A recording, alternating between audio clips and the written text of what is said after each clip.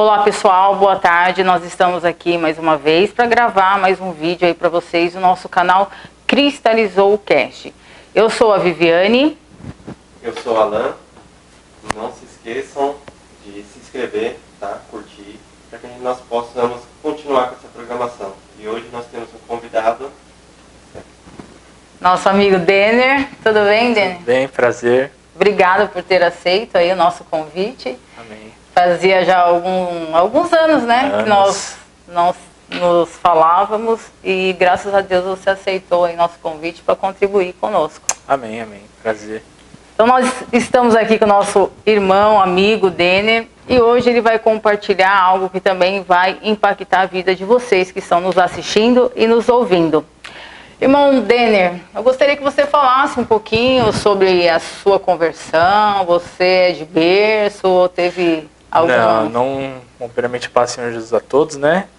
Eu não sou de berço, eu me converti ali em 2012, quando eu tinha 16, 17 anos ali mais ou menos. Eu passei por uma cirurgia de apêndice, eu removi a apêndice e depois da cirurgia eu acabei caindo em depressão.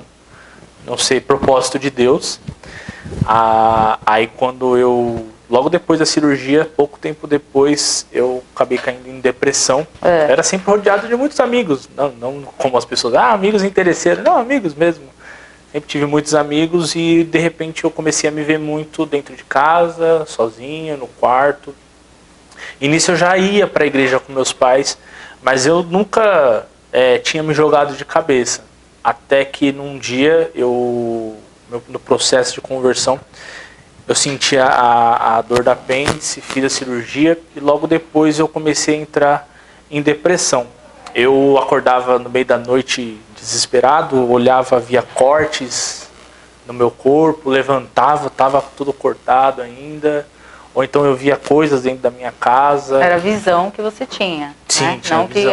Que de fato isso estava acontecendo contigo. Não, tinha algumas visões, como se fossem alucinações. Por exemplo, eu acordava, aí eu via, uma vez eu vi uma criança, era um quarto com uma beliche e uma cama do lado, aí uma criança saiu do lado, assim, do meu lado, saiu correndo, saiu do quarto e foi para a sala. Aí quando eu olhei de novo, assim, a porta estava até fechada. Aí quando eu acordava no meio da noite, eu olhava, estava todo cortado de cicatrizes. E muita angústia, né? Passando por muita angústia, do nada eu estava assim com meus pais e daqui a pouco eu ia pro quarto, eu ia chorar. Passei por um processo bem doloroso. Até que num dia, num culto, numa casa, onde meus pais estavam congregando, estava iniciando um ministério, a pastora começou a pregar, pregando, e no final da mensagem ela veio para orar por mim. E ela começou a orar, Deus tomou ela em mistério, e começou isso foi no domingo. Na sexta-feira, eu passando por um processo desse, né, de angústia, eu comecei a orar. Eu tinha que limpar os pontos, eu fui tomar banho, e eu comecei a orar. Eu sentei no chão do banheiro, eu falei, Deus, eu não quero mais isso. Uhum. E minha mãe sempre foi cristã. Isso que eu ia perguntar, seus pais, eles... E a minha mãe ia desde 94. Ela sempre praticamente foi. O meu pai tinha acabado de se converter porque a minha mãe passou por um processo de câncer de útero. Ela soltava sangue igual a mulher do fluxo de sangue mesmo. Aí, graças a Deus, Deus curou ela de um câncer. Meu pai até fez uma promessa, né? Um voto com Deus. Falou, se o Senhor curar minha esposa, eu me converto. E Deus curou minha mãe de um câncer. Então o processo da sua família foi o seguinte, sua mãe já convertida, seu pai se converteu e você... Eu e meu irmão, que hoje é meu pastor, nos convertemos juntos. Tem até um testemunho muito bonito do meu irmão também. Aí voltando pro meu, né? Aí nisso eu fiz uma oração, eu falei, se o Senhor existe, eu não quero mais ver isso. Eu não quero mais passar por isso, eu quero que o Senhor me transforme, se o Senhor fizer isso, a minha vida é tua. Sim. Aí quando fiz a oração na sexta, no domingo eu fui para a igreja e a pastora começou a orar por mim e ela falou, e o Deus que você orou, ele existe. Ela começou, cada palavra que eu falei, Deus mostrou para ela. Aí eu falei, não, existe um Deus mesmo, né? Existe um Deus. Mas, então, eu estava perguntando convertido ainda, né? Você foi ao banheiro lá, né? Clamou a Deus. Mas você já via isso dentro da sua casa, então você já tinha, porque tem pessoas que não têm o conhecimento nenhum mesmo, né? Mas você já tinha isso dentro da sua casa, né? Sim, porque na verdade eu cogitei até tirar a minha própria vida. Porque quando você está triste, você quer acabar com aquele sofrimento. Eu não tirei a minha própria vida porque eu tenho ciência, né, que o perdão, você perde o perdão em vida. Então o suicídio, Deus dá a vida e cabe a ele tirá-la, né? Então sim, eu parti eu sabia dessa parte que eu não poderia. Então eu fiz essa oração porque eu já conheci os milagres de Deus, né? Como no processo da conversão da minha mãe também, o meu irmão ele ficou paralítico por 40 dias. As pernas do meu irmão simplesmente secaram. Aí no hospital, Deus, num processo de tratamento com a minha mãe, eu acredito que Deus ele tem os modos dele de trabalhar. Ele vai puxar a gente do jeito que tiver que puxar. Então a minha mãe começou a sair da presença de Deus. Deus permite que o meu irmão passe por uma situação dessa, por 40 dias, ficar no hospital, e cada dia que meu pai chegava lá, ele dizia, dessa noite seu filho não passa. Dessa noite seu filho não passa. Aí meu irmão, numa certa noite, a minha mãe recebe uma profecia da minha tia, dizendo que era para ela voltar para a casa de Deus, e quando ela voltasse, ele ia colocar meu irmão de pé. Ela disse, então eu volto hoje. E foi pro hospital, era dia do meu pai ficar com meu irmão. Meu irmão tinha 14 anos, meu irmão é mais velho que eu. Na época ele tinha 14 anos. Quando ela chegou lá, o meu pai falou, não, sou eu que não, vai ficar hoje, sou eu. Aí ela entrou no quarto, ela falou com meu irmão, falou, você crê que amanhã você vai andar? Fazia 35 dias aproximadamente que meu irmão não andava. As pernas do meu irmão ficou mais finas que meu braço. Secou simplesmente do dia pra noite. Aí ele falou, eu creio, mãe. Aí minha mãe foi, orou. No outro dia meu irmão começou a andar. Meu irmão voltou. Então assim, eu conhecia Deus de ouvir falar, como o Jó, né? Eu conhecia Deus de ouvir falar. E aí foi esse meu processo de conversão. Eu acho bem importante enfatizar isso, porque salvação é individual, né? Sim. É uma escolha sua, caminhar com Deus, né? Então, por mais que você tinha seus familiares que já estavam, chegou o seu momento. Chegou o meu momento. E depois você falou, foi um processo também bem doloroso, né? Mas, voltando ao assunto da depressão, você chegou a procurar médico ou foi não, assim, uma cura divina? Não, foi divino porque até foi muito rápido. Tanto o processo que eu caí, porque hoje eu falo que eu tive depressão, porque hoje a gente sabe o que é depressão. Na época não tinha noção do que era isso. Eu digo que era depressão por conta de que assim, a vontade de querer ficar sozinho, chorar constantemente, angústia, era esse o processo. Foi muito rápido, foi coisa assim de 4, 5, 6 meses no máximo. Tinha quantos anos? 17 para 18 anos aproximadamente. É bem tendenciosa, né? Bem tendencioso os jovens a fazer drama. Né? Sugestiva também. Brincadeira, não, mas acontece, né? Hoje, no mundo de hoje, assim, a gente vê muito isso. Eu não sei se antigamente não era tão noticiado, mas vemos muitos jovens ceifando vidas por depressão, né? E em algum momento, assim, você pediu ajuda, a família, sua mãe? Não. Era algo que você constantemente não queria, né? Ajuda, talvez. Na verdade, eles não sabiam, né? Quando a pessoa tem depressão, geralmente é muito difícil os pais, irmãos perceber. As pessoas não percebem. Porque na frente de todo mundo eu estava bem. Por exemplo, se tivesse uma roda de amigos, eu estaria bem, normal. O problema, geralmente, da depressão é quando você está sozinho. Quando você está sozinho que a coisa fica ruim. Que aí vem pensamentos ruins, vem sentimentos ruins. Aí era quando eu sentia as crises, né? Que eles chamam as crises, quando eu sentia isso. E assim, em algum momento você, hoje, né? Você sabendo o que é, de fato, o diagnóstico de uma depressão. Você consegue, assim, de repente, sinalizar um ponto onde aquilo contribuiu para que você estivesse nesse quadro depressivo? Por exemplo, eu sofria bullying na escola, ou há algum tipo de decepção que desencadeou alguma coisa? Espiritual, né? Eu acho que foi mais propósito de Deus para me alcançar. Eu acho que foi porque, graças a Deus, a minha família é estruturada. Para não falar que eu nunca vi meu pai e minha mãe brigando uma vez na vida. Tenho 30 anos. Então, graças a Deus, eu tinha uma família abençoada. Foi um processo onde Deus queria me alcançar mesmo. Onde Deus falou, chegou a hora, eu preciso de você na minha obra. Acho que foi exatamente isso. Não tive uma infância difícil. Uma infância como pessoa normal. Não tive nada que pudesse desencadear, dar os gatilhos, nada.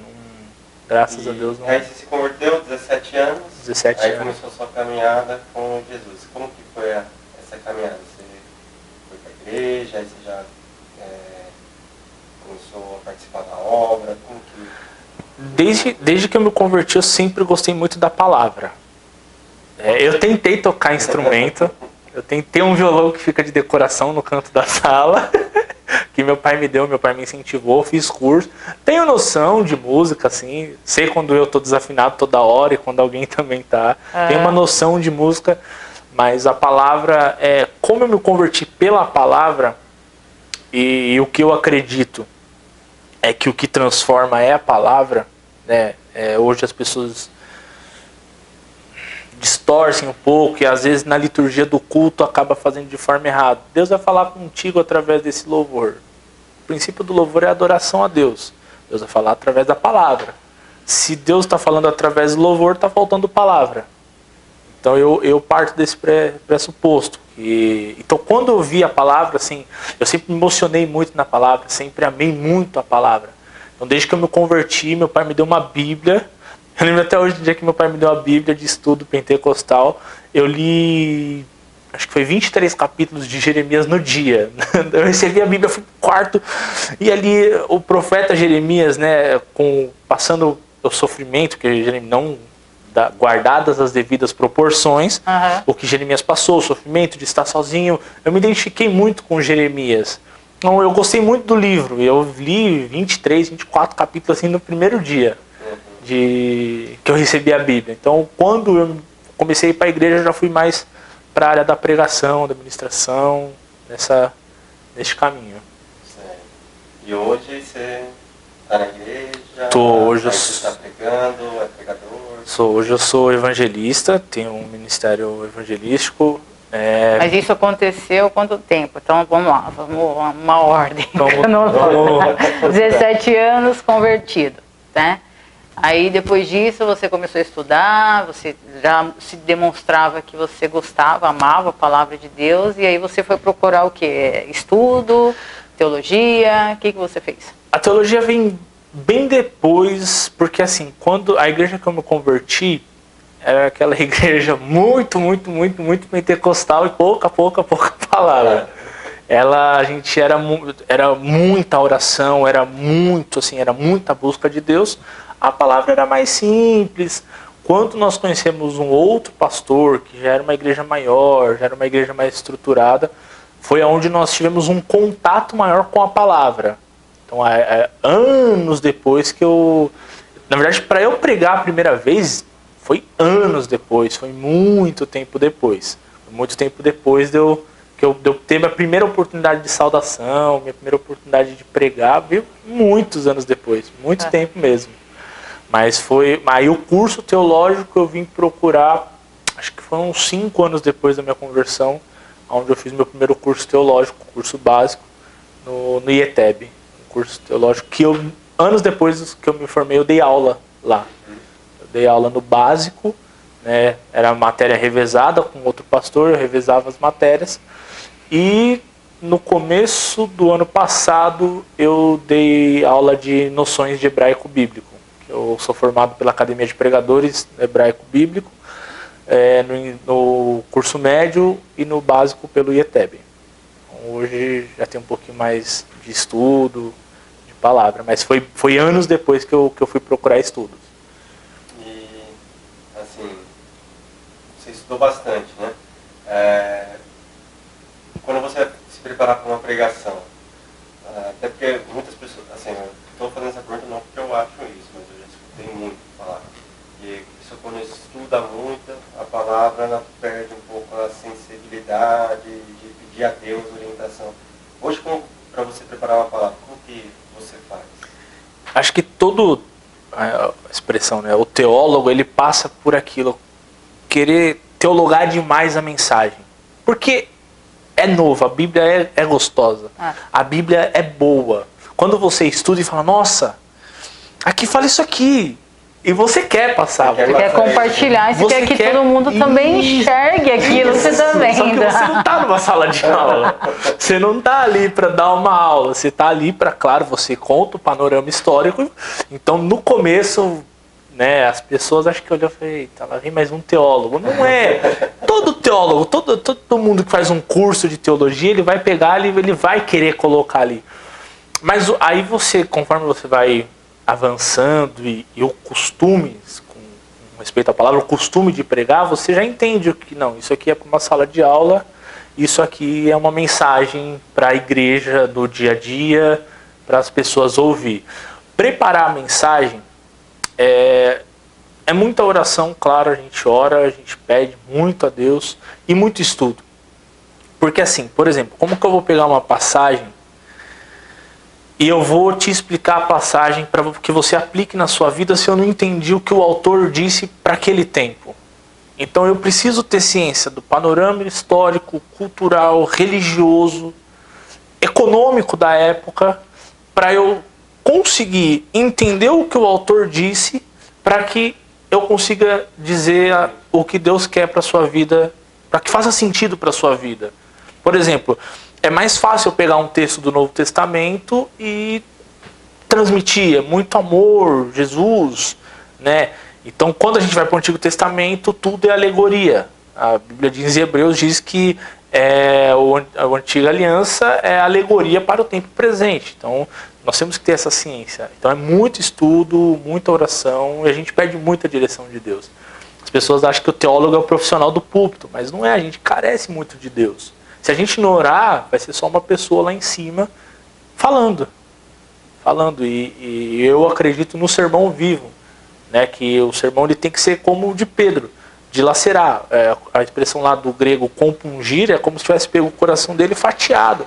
Quando Pedro ganha 3.000 almas. Fatiou, entrou no coração, fez sentido, sabe? Mexeu. Então a mensagem tem que ser assim.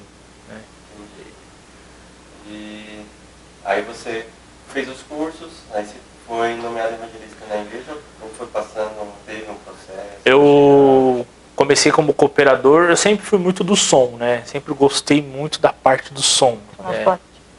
Eu gosto muito de como funciona o som. Mesmo, por exemplo, se eu estou numa igreja, eu já estou observando, porque eu gosto. Até hoje, sendo evangelista, eu fico no som. Eu fico no som a maioria dos cultos eu fico no som, porque tem que sair certo. Porque, por exemplo, imagina você está no meio do culto, daqui a pouco... Microfonia, não. Então, ainda hoje eu gosto, né? Então, eu fui cooperador, onde eu ajudava nas coisas da igreja, né? A ver ventilador, tal, aí diaconato, já servia a ceia, um pouco mais de responsabilidade, pegar no corpo, no sangue de Cristo... E depois, mais pra frente, o evangelismo. O evangelista, né? E você está como evangelista há quanto tempo já? Agora? Faz uns 4, 5 anos. Uns 4, 5 anos que eu tô como evangelista. Você acredita que Deus tem um chamado para você pastorear? Você almeja? Almeja o pastorado. Minha esposa não gosta muito. É porque mulher de pastor sofre bastante, né? Porque o pastor em si, ele sofre. O pastor ele sofre. O pastor é como um pai que vê o filho, não faça isso, filho. E o filho faz, aí quebra a cara e vem o pastor chorando, né? Então, o pastor sente o que a ovelha sente. O pastor, ele se dá pela vida. E a esposa do pastor sofre por ver o pastor sofrendo pela outra pessoa. Não, mas assim, pelo menos na igreja, os pastores, a gente vê que as pessoas também procuram a esposa, principalmente mulheres, né? Procuram. Então, Bastante. Então, assim, querendo ou não, a pastora vai acabar trabalhando também e colocando bastante a mão no arado, né? Hoje o conceito da mulher, ele mudou do que era da Bíblia. Por exemplo, você pega num conceito bíblico. Hoje a gente olha, por exemplo, o texto que Jesus aparece para as mulheres. Jesus apareceu para as mulheres e as mulheres foram testificar. Se você pega uma comunidade judaica, o testemunho da mulher não é válido. A mulher não... No Antigo Testamento, se você pega lá Deuteronômio, a mulher está inserida num grupo de propriedades, junto com os gados e com as casas, porque eles tinham as mulheres como propriedades. E Jesus, ele quebra esse padrão. Jesus foi o primeiro a quebrar esse padrão e inserir as mulheres na sociedade, vendo aquela mulher que ela é pega no adultério. Ela não foi pega sozinha. Tinha alguém adulterando com ela. Tinha um homem. Aonde estava o homem? Então, hoje a mulher ela tem um papel fundamental na igreja. É muito mais fácil hoje você ver mulheres na igreja. Por exemplo, na minha igreja tem muita mulher. É muita mulher e pouco homem. Porque a mulher ela tem um coração mais sensível e a mulher ela tem essa vontade às vezes de fazer mais que o homem, né? Da mulher ser mais pra frente. E numa família é mais comum até a mulher se render aos pés de Jesus primeiro e trazer toda a família do que o homem, né? É mais comum a gente ver testemunhos assim, né? Ah, minha mãe se converteu e foi carregando todo mundo. Foi o que aconteceu lá em casa. Minha mãe se converteu, foi meu pai, eu e meu irmão foi junto e por último veio o do meio. Né? É bem isso mesmo. A mulher ela tem um coração mais sensível. Então, hoje as mulheres têm um papel fundamental para ajudar os pastores. As mulheres, porque nem todo assunto dá para um pastor sentar e conversar com a mulher. Porque antigamente era uma sociedade machista. Antes era uma sociedade machista onde o homem impunha, tá certo, o homem falou, você abaixa a cabeça e segue. Hoje não, hoje a mulher ela tem a voz, ela tem o direito. Hoje a mulher a esposa do pastor ela tem um papel fundamental na vida do pastor e da igreja também. Por isso que muitas são pastoras, né? Tá. E hoje você trabalha, né? Você tem o seu trabalho e você também tem o trabalho da igreja. E qual é o maior desafio? Como você consegue conciliar, né? Trabalho com a nossa vida cristã? Porque assim, eu sei que demanda muito tempo, né? Para estudo, para ensinamento, para fazer a obra bem feita. Como você consegue conciliar? Hoje eu até tirei um pouco do acelerador, porque eu passei de novo por crises de ansiedade. Eu fiquei 8 anos sem férias de trabalho, 8 anos sem férias. Aí eu dava aula em 2 institutos teológicos, de segunda e às vezes de sábado, dando aula e pregando na quinta e pregando no domingo e às vezes pregava fora e trabalhava. Então juntou tudo, um cansaço extremo onde eu tive muitas crises de ansiedade. Foi diferente do que eu passei quando eu me converti. Ali, há uns 2 anos atrás, foi o cansaço do corpo. Né? Porque todo dia estava estafado, eu estava muito cansado. Então eu acho que o mais difícil é o nosso corpo aguentar o ritmo. É o nosso corpo, para mim esse é o mais difícil, porque a gente, por nós estávamos fazendo de tudo o tempo todo, toda hora. Se pudesse, pregava de manhã, de noite, e levantava cedo e acordava para ir trabalhar com um sorriso no rosto e vamos embora. Só que o corpo não aguenta. Acho que o maior desafio é administrar o tempo e o cansaço. O cansaço físico, tanto que é por isso que muitos pastores acabam suicidando. Pastor amigo meu, eu estava passando o mesmo processo que um pastor amigo meu, que foi meu professor, passou. Ele ainda é 1000 vezes mais do que eu, prega todos os dias, dava aula, ele era o presidente do curso, né? E passou a mesma coisa. Eu dei entrada no hospital com 140 de batimentos, de tão estressado que eu estava.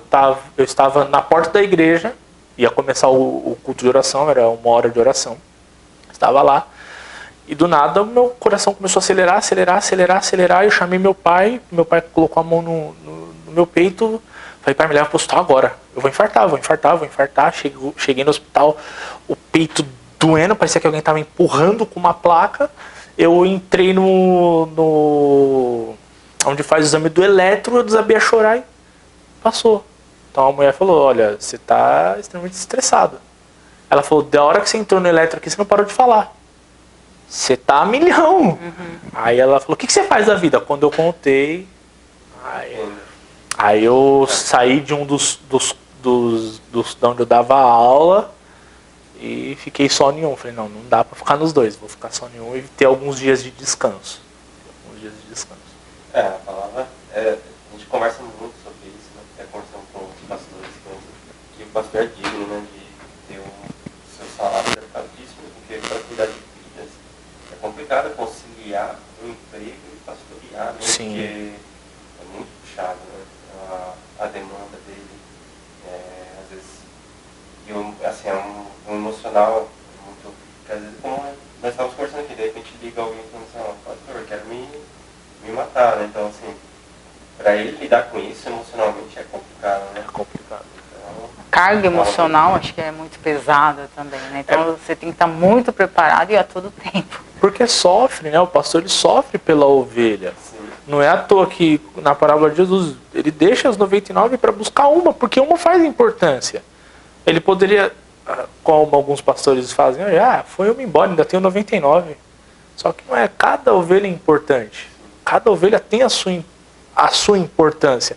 Então o pastor, ele se importa e carrega o problema do outro. É meu problema, a compaixão e a comunhão que Jesus fala, a koinonia, ser um, ser unidade, ser o mesmo. Nós temos que ser o mesmo. A dor do Alan tem que ser a mesma dor que a minha, da Viviane. É a nossa dor, somos irmãos, né? Eu penso dessa maneira, né? E assim, qual é o seu, hoje, o maior desafio nesse mundo cristão, no mundo que nós estamos vivendo, para se pregar o Evangelho?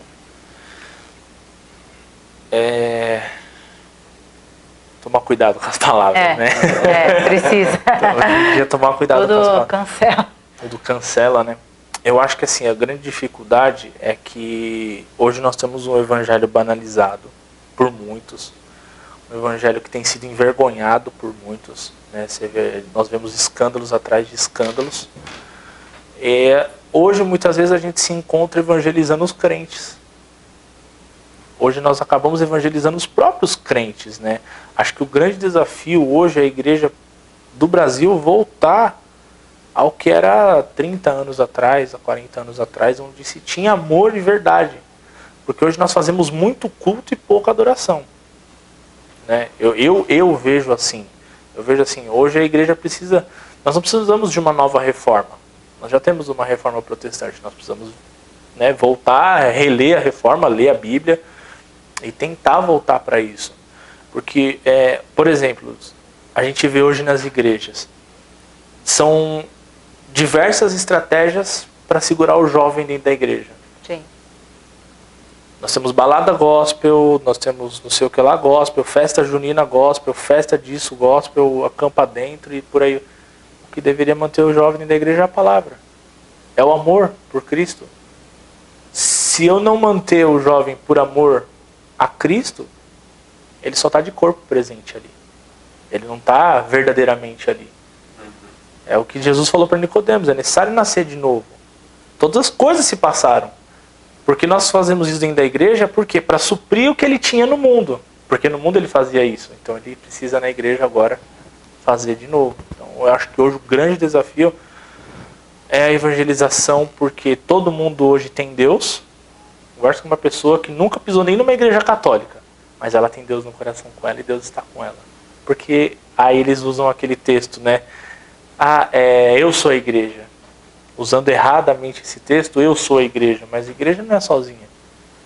Jesus disse, vós está no plural, vós sois a minha igreja. Chamados para fora, eclésia, né? Eclésia, chamados para fora. Então acho que a grande dificuldade hoje é que as pessoas estão se achando autossuficientes, né?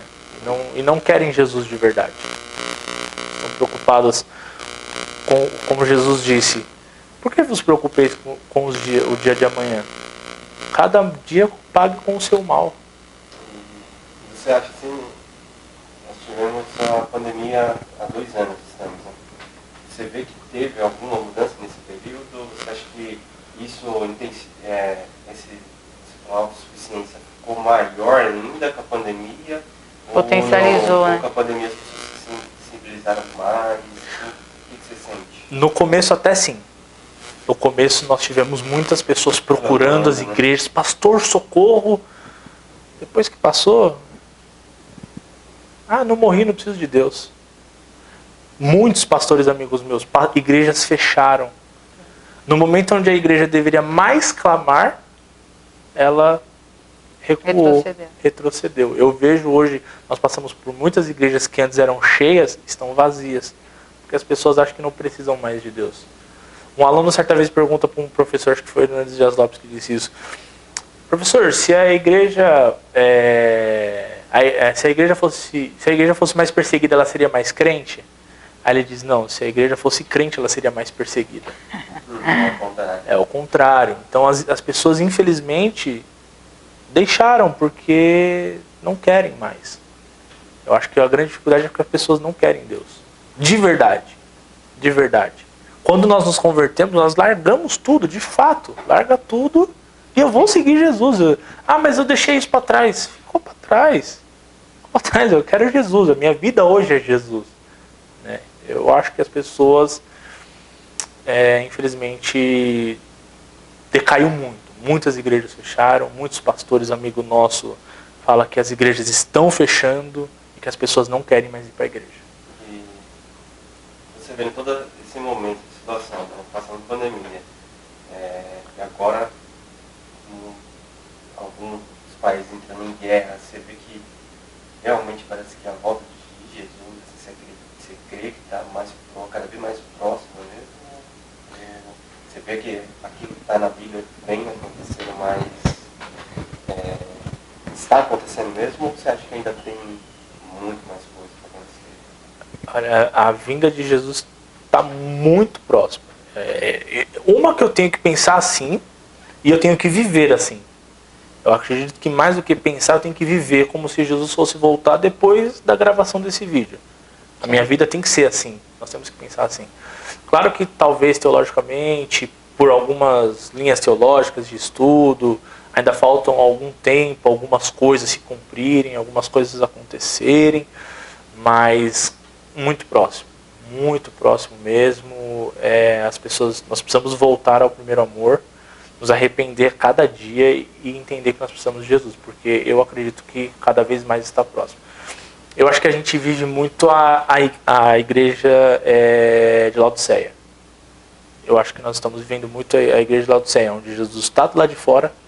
A expressão ali é Jesus está do lado de fora da igreja. Ele está tentando entrar dentro da igreja dele. E hoje talvez Jesus está tentando entrar dentro das nossas igrejas de novo. Eu vejo dessa maneira. E assim, o que você sugere para que, tudo bem, voltar ao primeiro amor, mas assim, uma situação de alerta para o povo, bem objetivo, o que devemos fazer? Eu acho que parte mais dos nossos líderes. Mensagens verdadeiras, mensagens cristocêntricas, onde Cristo é o centro, onde a vontade de Cristo é o centro. Eu vejo dessa maneira. Quando nós pregamos para massagear o ego, para falar o que você quer ouvir, acaba aqui deixando o povo fraco. Deus disse a Oséias, meu povo perece porque lhe falta conhecimento. Falta conhecimento de Deus. Falta conhecimento de quem é Deus, das vontades de Deus, do que Deus se agrada, do que Deus não se agrada, e não do que eu acho. As pessoas interpretam a Bíblia segundo a sua vontade, mas nunca leram a Bíblia. Entendeu? Então eu penso que falta dos nossos líderes mensagens verdadeiras. E adoração no culto. Hoje as pessoas estão na ceia e estão lá com o celular tirando foto. Na ceia. Já tem um fotógrafo da igreja para isso. As igrejas têm fotógrafo para isso. Vou postar que está ceando. Preciso mostrar, Jesus, curte aí que eu estou ceando. Mas é verdade. Então assim, as mensagens precisam ser verdadeiras. Volto a dizer aquilo. Pedro pregou e 3.000 almas se compadeceram.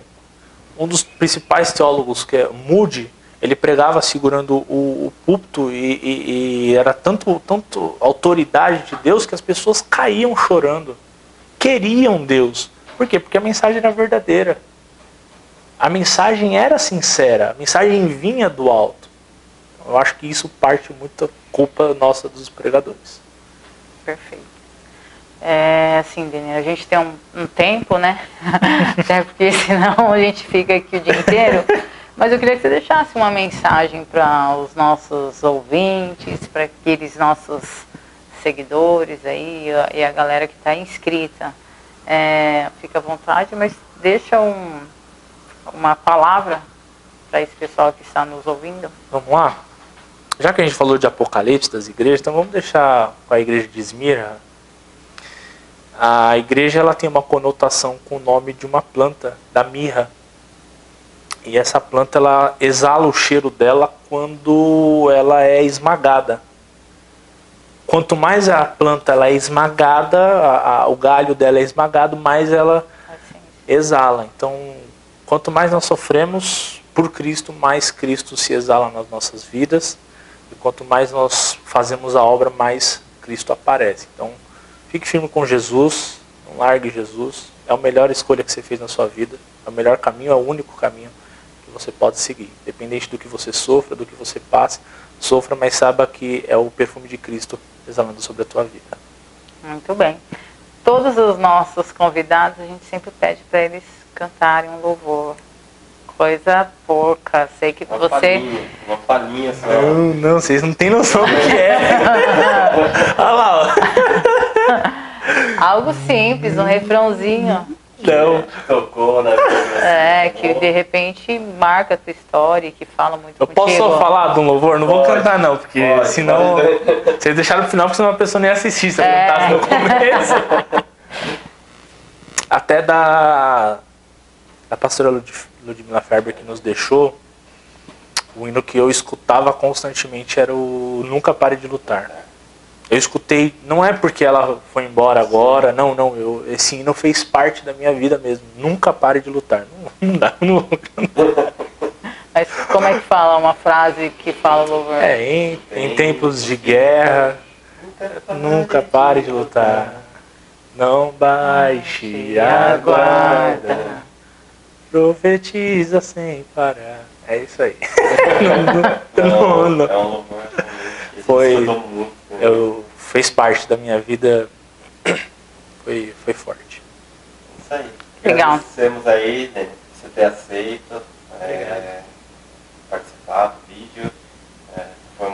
Gostamos muito aí também. Foi um papo muito gostoso. Aprendemos bastante também. Né? Desculpa se eu fui um pouco pesado. Não, acho que assim, a gente precisa... você falou o que nós precisamos ouvir, não o que queremos ouvir, né? Então acho que isso é primordial. Também agradeço a todos e aqueles que ainda não se inscreveram no canal. Se inscrevam então, Cristalizou Cast. Dê um like, ativa o sino para que vocês recebam os nossos conteúdos. Tá certo? Então, pessoal, muito obrigada e a paz aí para vocês e fiquem com Deus. Tchau, tchau, gente. Tchau. Deus abençoe.